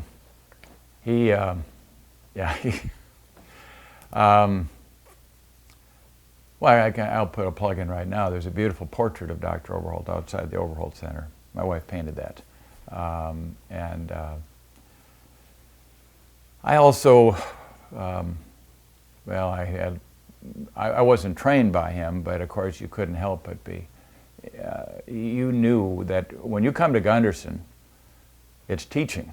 You know, it's patient care first. I don't know if teaching was second, but I think it was second. And so all through my career, I had at least a third of the time, and in the early days it was probably 2/3 of the time because there were very few dermatologists, I had a resident or two, or a medical, 2 or 3 people sometimes. And would that slow me down? Hell yes, big time. Because I would be talking to a dictaphone, I'd be talking to the patient, I'd be talking to the resident, I'd be talking to the medical assistant, or nurse in those days. I had an RN for many years. And I'd be translating, you know, to explain in layman's terms, and I'd be dictating here and spelling things. But it was very rewarding too. A lot of those residents, some of them, you know, probably don't even remember they were with me, but some of them do. And I hope that I not only taught them some dermatology, but I taught them how to be human and how to enjoy a practice and how to have fun with your patients and how to really, I mean, you could be a pastor or a teacher or whatever, but you know, there's some skills there that are, that, well, you know, you can develop. And some people have them naturally and some people never get them. And, I would have fun. And so we did a lot of teaching. I wasn't big on the lecture circuit. I spend more time teaching, you know, one-on-one and teaching my patients. And a huge change in my practice took place when Google became popular, when internet searches became popular, because not only was it made life much easier for me, trying to figure out what was that, you know, what was it, you know, and I just pick up my phone and do it. But in my handouts, we used to have all these handouts and file cabinet and trying to find handouts that people usually wouldn't read. Now, I give them my one handout that's you know, one page, two pages and one sheet of paper. But I'll write on the side, Google this. This is what you've got. Google that, and not only read up on it, but read it. Find out what other people are talking about. Maybe, and if you find some alternative therapy or something interesting, let me know, so you can teach me too. Don't assume I know all this stuff. And I always motivate my patients because I don't have time. You know, I can't be there to hold their hand. Particularly with general health issues of diet and stuff like that. And one of the things that is kind of a joke, but I don't care for, I've seen on the internet and place a little mug or a plaque on the wall that says, "Do not confuse your Google search with my medical degree." Well, I say search, baby. Go ahead, do it, please, and we'll talk about it. And teach me. You know, we're all learning, and I'm not up on this white coat on this ivory tower with my degree, going to preach to you and everyone else. We work together and we educate each other, and we're always learning. In my handout, I think the third thing I say is things change. What I'm saying here may be totally different, and we've certainly seen that with so many things, reversals, you know. So, but Google's so great because I can just tell people, here's what you got, here's the words, keratosis pilaris, you know, acanthosis nigricans. Here, look this up, Google, and I put a big G and a circle around it. I said, this stands for Green Bay Packers or Google. In this case, it's Google. So do it. And if they do it, they do it. If they don't, well, at least they haven't taken the time to give them a piece of paper that they're going to throw away. So that's made a huge difference. And people come in a lot of times with their own diagnoses, something that they would never. They can figure it out, and then I can kind of help fine tune it and explain, you know, my experience. That would be nice if every physician felt that way. Sometimes when you go in and you reach in your purse or your pocket for some Yeah, papers. they get offended. Yeah. I think that's my advice.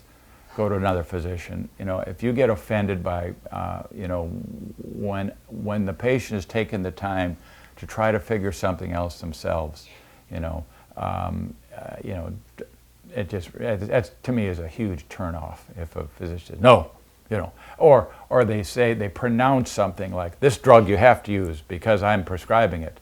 I've even heard stories of my patients who went to another physician who were told if they take vitamins or vitamin D, they can no longer be seen by that. They will fire them as a patient because, you know, that's so, I mean, it was like a huge affront for someone to actually try to take a vitamin or to go on a low carb diet or whatever, you know. It's just, you know, if nothing else, just be a little open-minded. You know, you don't know it all. I don't care how many damn degrees you've got, or, you know, how white your coat is, or how tall you are, and you know, come on,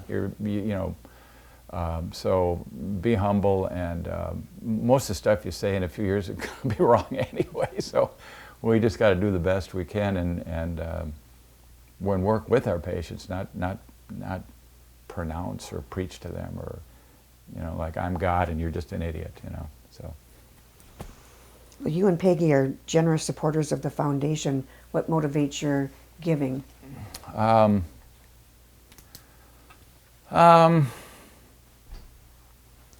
just like,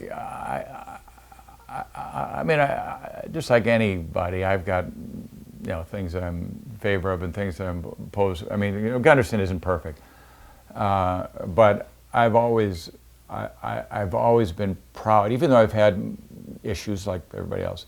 I've always been proud of this pearl that we have. And if you do any traveling, if you're a United States citizen, and you do any traveling, or maybe have a winter home in Florida or whatever else, you tell me about how special Gunderson is. You know, yeah, we got price issues, yeah, we got this, you know, and this crazy, you know, the electronic medical, all this other crazy stuff. But the care, and not only now, but particularly 20 years ago, I mean, we've had typed notes since the 1920s. You know, those old paper charts, you'd pull them out and there'd be a beautiful note there that you could read at the University of Minnesota. It'll be handwritten, you couldn't read anything. You know, we've been a class act forever, and thanks old Adolf for doing that. So this is really a special place, and you got the, and I mean, you know, I used to, when I first came here, I was afraid that I wasn't smart enough, and I'd refer a few things to like the great Mayo Clinic. And of course, there was nobody, other dermatologists here. You know, Steve and I were the only ones, and then I realized, and this is nothing against Mayo, but most of the time they didn't do anything that I could. There's only one time that I can think of my entire career that I referred a patient there that actually I said, boy, I'm glad I referred, because, and it's nothing to say against Mayo. It's just more the knowledge base of dermatology, and but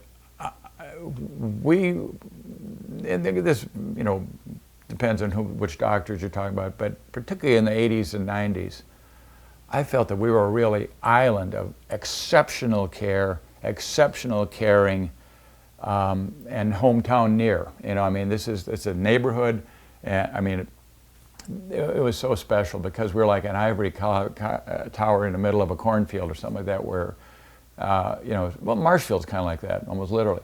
And I was real proud of that.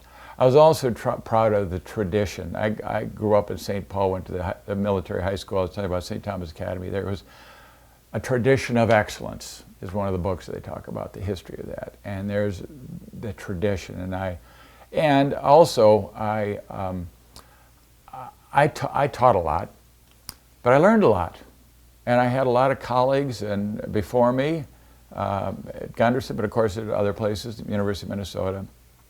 And so it's incumbent on me as a student to pay back the teachers and to pay it forward, basically. And so if my money can help with medical education for future generations, and there's also a selfish motive too. hey, I'm a patient now. You know, I've got some surgery scheduled in a few weeks, and you know, I want to make sure they're well educated. So anyways, lots of good. Plus, it's a write-off. You know, it's a tax write-off. So no, it's a lot of good reasons. But I'm proud of this clinic. It's really a special. And again, you don't realize how special it is until you go anywhere else in this country. Not necessarily anywhere else in the world. You know, some of these places in the world got pretty good systems. Our American system has got lots and lots of problems. But at Gunderson, we do it better than, and it's been proven. All the awards that we win. You know, I remember reading Consumer Reports a couple years ago, and they're the greatest, the safest hospitals in the entire United States. And they got, you know, all the Cleveland Clinic, they got Mayo Clinic, this, Mayo, all this. Number 2, ahead of all the Mayos, was La Crosse Lutheran Hospital. Number 2, I think, and the number 1 was some hospital in middle of Ohio or something nobody ever heard about. You know, this was looking at care and side effects and danger of care and other things, but we can be very proud of so many things at this place. So trying to help support that, and another reason too. I spent my entire career, the time I was out of residency, you know, for 34 and a half years, my entire career was spent at Gunderson, and it was my job was to help dermatologic care for the entire Cooley, you know, our service area, which is about 350, when I started, about 300,000, I suppose now about 500,000 or something like that. And and so I feel responsible for, I spent my life trying to improve care, and now that I've got some money, I want to, you know, continue that. You talked a little bit about what you're doing in retirement, and with the grandkids and neighborhood center. Talk a little bit about Peggy and her talent. Yeah, well, Peggy is rather exceptional. She and I met in college at Cal Poly Pomona in 1971, I guess, or so. And actually, her artwork brought us together. I had done produced a movie on Cal Poly life, and you know, Super 8 with sound and stuff like that. And I needed to premiere it, and I needed a poster for it. And plus, she was pretty cute, so I managed to make sure that she was going to hire her to do the art, and I don't think I paid her anything. But anyways, that's what brought us together, and she made a special poster. But she was getting a degree in microbiology at the time at Cal Poly, but she before that she had natural talent and interest in art. She also had a great scientific interest, and so she went to the City of Hope in Duarte, California, for I think it was a 2-year program in medical art illustration. So she dissected cadavers. I mean, she's like Da Vinci and Michelangelo, and got very familiar with the human body from the bones on up, and she dissected cadavers, and she did special things. She had a special project where she injected the lymphatics of the heart. Well, people didn't even think there were lymphatics in the heart. Well, she proved there was, and so so her original goal. Well, I'm not sure. She was originally going to get a degree in microbiology and maybe do something with that, but her passion was always art. And so, as we were married at the University of Minnesota, she started, and we were so poor. Oh, we were so poor we were turned down for federally subsidized housing for the poor people. We were too poor to get into a poor housing. We didn't have, anyways, it's a long, log cabin kind of story, but it's true. Anyways, but she paid for I think our first 2 children's pregnancies by doing illustrations for the obstetric gynecologists, and actually some of the original books on endoscopic looking in the cervix or the endoscope, which was new in those days, and seeing what you see, they were illustrated by Peggy. And in those days, this is before computers, she would do the charts, and it was kind of boring work, but it was the graphs and the charts and this sort of thing. And when she came here, she was kind of thinking of doing that, and they kind of suggested that maybe there'd be a place for her. Well, there wasn't. And that was really fortunate, because about 6 months after she came here, she took over a little part of a bedroom upstairs. Our house was half the size it is now. And set up an easel and went downtown, and they had a sale, and she bought her first oil paint, because she'd been doing pen and ink and acrylic. Well, there are pictures all around here. You can see some of her work. And then once she started doing oils, it just went crazy. And then portraiture was what it's all about. She's not only one of the best oil portrait artists in this country, but she is one of the very best, if not the best, teacher. And she has a passion for teaching. She has an atelier, a teaching studio downtown La Crosse. And she's got the the skeleton there and the skulls. And she teaches painting from the bones up. And she's got she's got so many videos. She's got a 13-hour video series that is now in DVDs that is the best in the world. And explaining, it's just such a interesting area that merges science and physics and light and photography and colors and all this sort of stuff, and together to create these works of art. So when we did the addition to the house, we have a studio upstairs, and she's done quite well. And it also has been kind of fun. We got to know the Beach Boys very well, and personal friends with them. She painted Mike Love and Carl Wilson, and I've been with Brian a whole bunch, and some some other celebrities, but a lot of people like Dr. Overholt, and she did Colin Powell some time ago, and a few other things. And so that's been kind of fun. But her passion is really teaching. And just to give you an idea how dedicated some of her students are. One of her students was reading an article in South Africa that was published from Australia that had a big article about Peggy in the Australian art magazine that he read in South Africa. He flew from South Africa to La Crosse, Wisconsin, without going to Disney World, without going to New York or Las Vegas, going straight here, spent a month here twice, living in La Crosse, then flying right back to South Africa just to be under her care. And a lady from Tasmania. Now, when you look at the globe,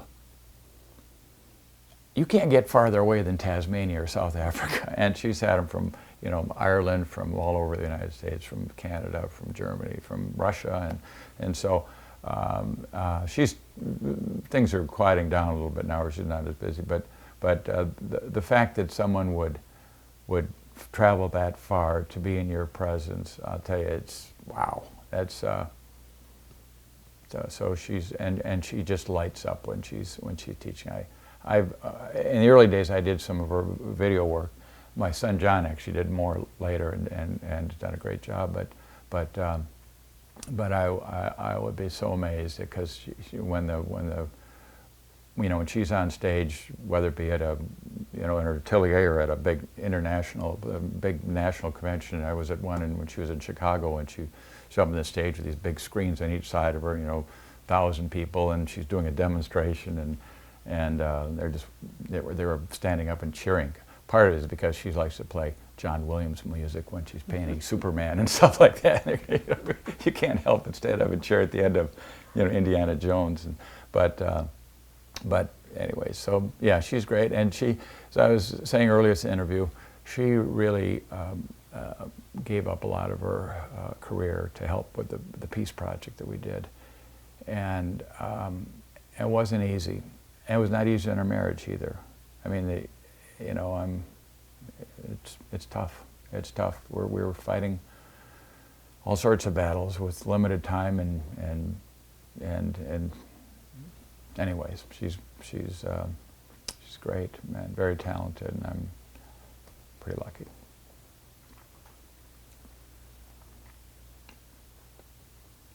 Anything else that you'd like to share with us today? I think I said a lot. I'm just grateful for my life. It's been really interesting. I got some great wife, great kids, and I have great colleagues and great patients. And I wish I could give them all a big hug. And I guess that's about it. Well, thank you so much for spending time today with You're me. very welcome.